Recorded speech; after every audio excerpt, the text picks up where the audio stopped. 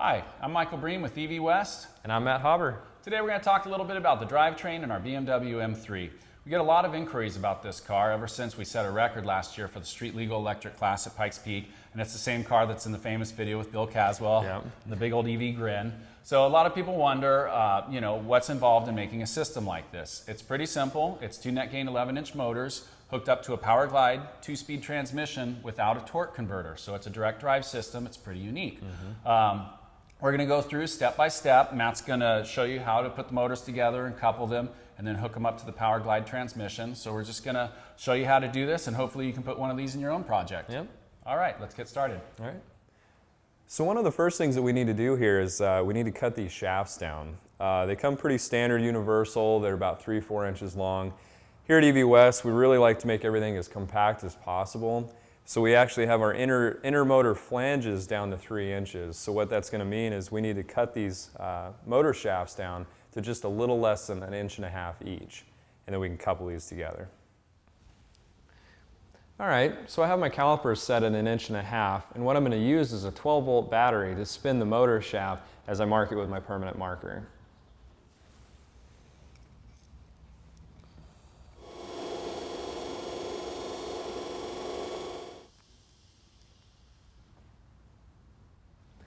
All right, now that our motor is marked, what we're going to do is use the same 12-volt battery, and we're going to spin the shaft while we cut it. And what that's going to do is it's going to ensure a true cut all the way through. I'm just going to use a regular old 4-inch cutoff wheel. You can get these at Home Depot, anything like that. Let's go ahead and do it.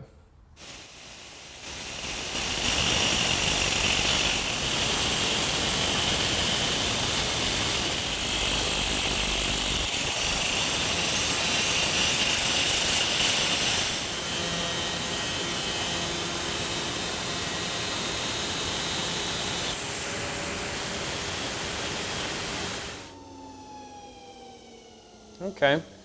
Well, as you can see at the end, I took the tool and just kind of ground over the end and over the edge of the splines, and that's to knock down any kind of burrs or anything like that that would hinder the coupler to slide onto there. All right, so we're finished with the first motor. Let's go ahead and do the same thing with the second one. What you're going to want to do is it is 1.5 inches from this face here out, or you can do 1 inch from this step here, which is already 1/2 inch out. Let's go ahead and set this up here. Okay, now our mark is set. Let's go ahead and cut it off.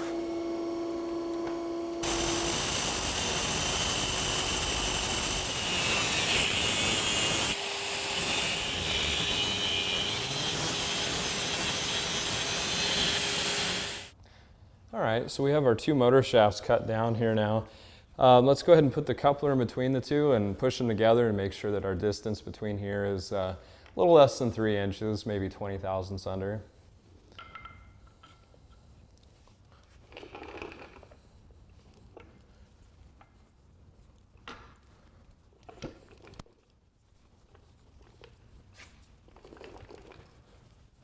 There we go. Okay. Now we'll just check our distance. All right, so I checked the distances between the two now, and we're just under 3 inches, so we're good to go. What I'm going to go ahead and do now is I'm going to pull the motors back apart, and I'm going to put this flange on this motor, this one on this one. You bolt the flanges to the motor first, and then you bolt the 2 flanges together. So let's go ahead and do that.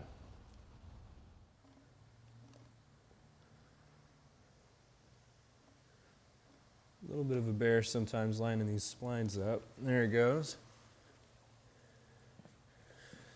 Then you just match these holes up here with the studs through the flange, and it literally bolts together just like that. So now that we have our 2 motors coupled together, let's spend some time talking about our Powerglide here. Original Powerglide will come with an input shaft similar to this. This is how much sticks out of the front pump housing. So there are options out there that you can buy right off the shelf similar to this that basically allow you to eliminate the torque converter.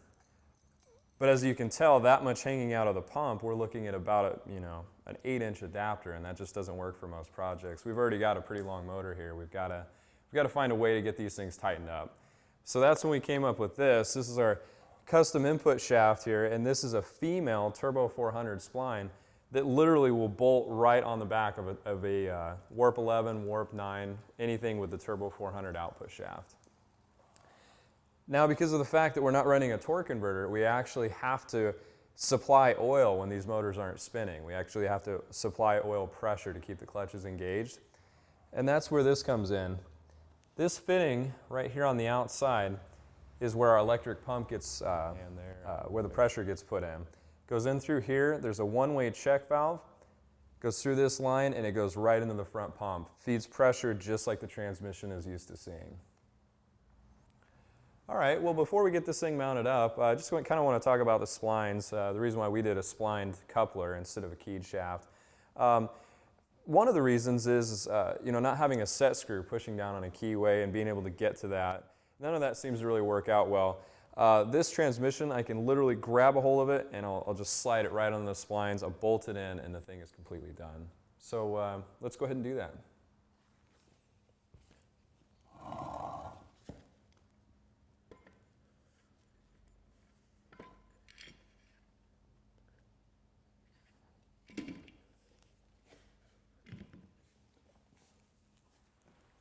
All right, so we have the two motors bolted together now, and we also have the Powerglide bolted to the last motor.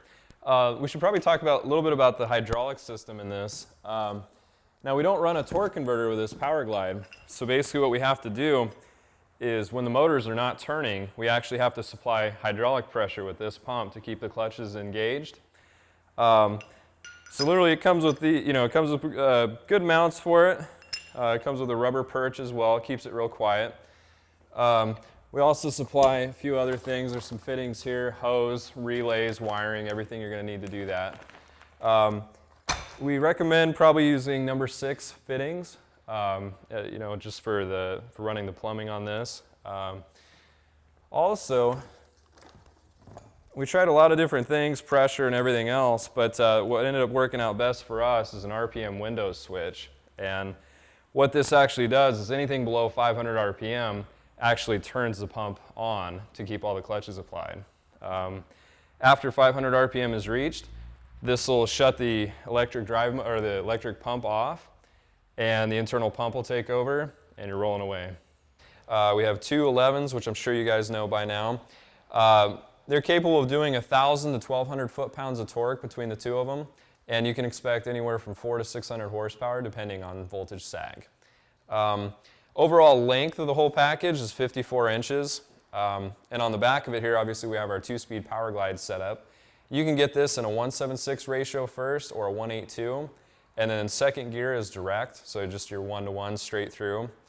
Yeah, some of the great features as well with this is it is more than capable of handling any kind of torque that these two motors can put out to it. But it also has park. Park is really important with electric cars. These motors freewheel, and if you just rely on your engine holdback like you would on a gas engine, it'll just roll down the hill. So great park. You can use your e-brake as well as a backup. I think that's a good idea. It does have reverse, which is another big deal with DC motors. There's a lot entailed in basically reversing contactors and stuff to get the motors to spin in reverse. So having a transmission that has reverse drastically simplifies the conversion. So. Yeah, I think that about wraps it up, man. You guys, any questions, please give us an email, give us a call, whatever. We'd love to help you out. Matt Hauber, thank you. God damn. Man, I need a break. I'm not getting. Shooter McGavin. Oh. I keep, hold on, let's just hold on. Let me get situated. All right.